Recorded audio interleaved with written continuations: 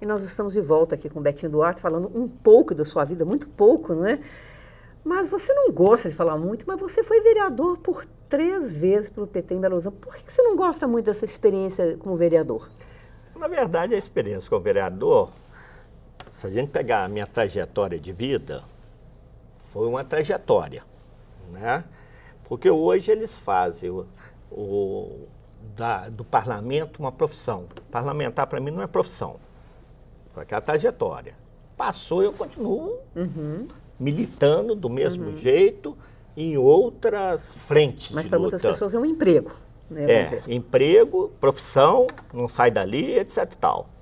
E eu tive 12 anos lá e passei por lá. Agora, eu considero que foi uma experiência interessante, inclusive, para a cidade. Até porque em 96, quando o Patrus foi o prefeito de Belo Horizonte, eu fui o líder dele na Câmara. Nós aprovamos, nós fizemos transformações profundas na cidade. Por exemplo, o primeiro plano diretor da cidade e lei de usucapião do solo, que havia o lobby da construção civil, né, que era residencial e comercial. Você mudava para comercial uma casa e construía um prédio enorme. Então, nós aprovamos com novas exigências. A lei de uso e ocupação do solo. Foi em 96. A questão dos ônibus, por exemplo, das concessionárias de ônibus, era de pai para filho desde 1500. Aí passou a haver licitação, né? Como o governo não tinha muito dinheiro, a questão social, né? Até porque está no coração do Patrus essa questão do social que nós estamos falando, do amor ao próximo. Fizemos muita coisa também, né? Foi criada a primeira secretaria de abastecimento, né? de Belo Horizonte. O primeiro restaurante popular que estava fechado ali na praça, atrás da Praça da Rodoviária, né? Então, Miriam, foi um período também, assim, que eu considero histórico. Mas a atividade em si não te dá muito prazer, né? Não, porque na verdade é o seguinte, Miriam, nós não tínhamos maioria. Então tinha que negociar o tempo todo. Tinha que negociar, né? o líder tem que negociar o tempo todo. Cansativo, né? Inclusive você, por exemplo, muitas vezes não gosta da pessoa, até porque por uma série de motivos, e tem que negociar com a pessoa. Mas é um aprendizado. O projeto, porque as pessoas não sabem disso. Na Câmara, na Assembleia Legislativa, não é ficar lá conversando abobrinha, é voto. Um projeto é voto. Ou você tem voto e aprova, ou você não aprova o projeto. Então, por exemplo, essa lei de desocupação do solo, nós precisávamos de 17 votos. Chegou na letra M, um vereador que tinha comprometido em votar o projeto, ele absteve. Nós íamos, na verdade, o projeto ia ser derrotado. Eu pedi para interromper a sessão, porque se o presidente declarasse, acabou, liquidava, perdeu. Então, eu pedi para interromper a sessão, conversei com ele, ele falou, você tem que cumprir sua palavra, você prometeu, etc e tal, e aquilo parou por uns 10 minutos. Quer dizer, então, assim, você está contando com aquilo, né, e a pessoa vem e abstém. Assim, do nada. Agora me conta uma coisa, como que isso que nós anunciamos, né, que você acha que conseguiu, né, no seu livro está claro isso, aliás, vários livros, né, nós falamos, são quase 10, tem memória afetiva, história dos namoros, dos afetos, história do primeiro beijo, tem muita coisa da memória afetiva, mas tem a memória política. Esse aqui eu gostei muito também, Morri em Santiago. Você fala que, acho que é 90 e pouco que você se converteu. Eu imagino até que você se converteu, você é da Igreja Batista. Igreja Batista, por influência da sua mulher, a Zeneide, sua companheira, né, durante tantos anos. Mas você fala, então, dessa possibilidade de unir o pensamento de Che Guevara com o de Cristo. Como que seria essa união de pensamentos tão díspares? Imagino que você pagou um preço por isso, porque na época, eu, para ser franca, eu me afastei um pouco de você politicamente, justamente quando você se converteu, porque a gente não aceitava isso, né? Não aceitava. Até porque há um equívoco também, né? Porque as pessoas acham que algumas igrejas, ou várias igrejas, ou a grande maioria das igrejas, representa o meio evangélico. Não representam. É uma deturpação, não tem nada a ver com a Bíblia, o que determinadas igrejas fazem. E eu também sofri muito por causa disso, né? Porque eles não aceitam, em hipótese nenhuma, a comparação de Cristo com Guevara. Né? Porque, na verdade, é o seguinte, Guevara era humanista, né? Então, o centro é a pessoa, é o homem. E para o evangélico, o centro é Cristo. Então, ao comparar Jesus com Guevara... A igual a B, que é igual a C. Então é isso que você está falando.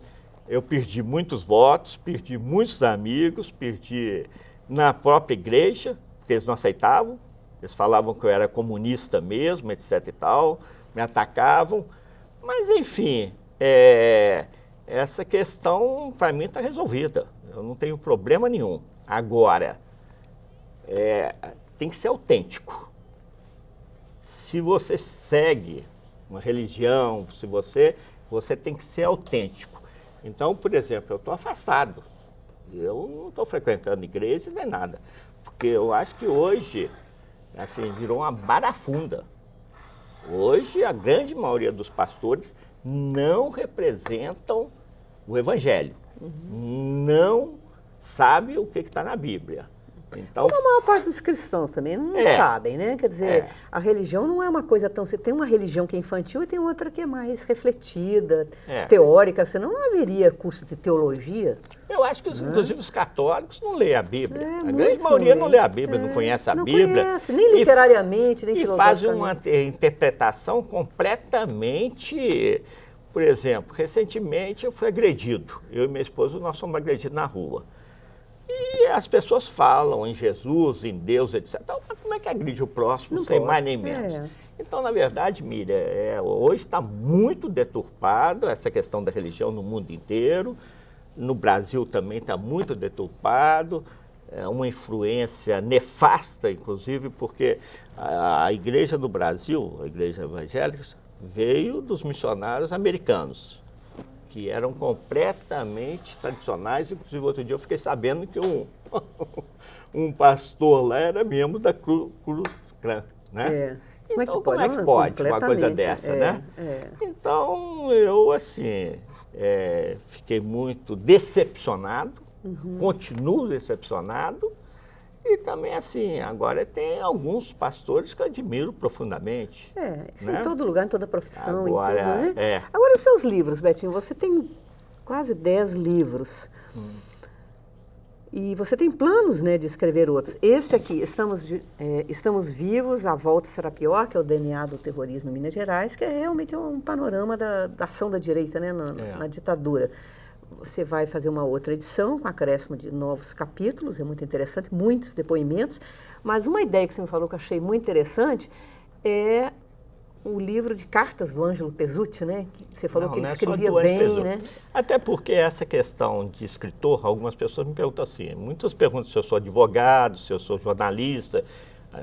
Agora, com os livros, me perguntam se eu sou escritor. Eu não sou escritor, porque esses livros, Miriam, é construção coletiva. São mais de 70 pessoas, 80 pessoas. É uma coletânea de textos e mais o relatório de atentados, os documentos, né? De documentos, etc. E tal.